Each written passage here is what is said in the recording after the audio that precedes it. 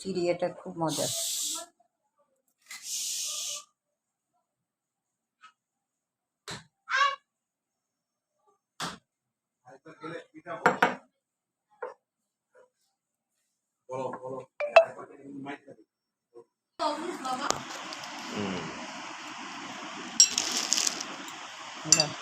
দিয়ে দিই।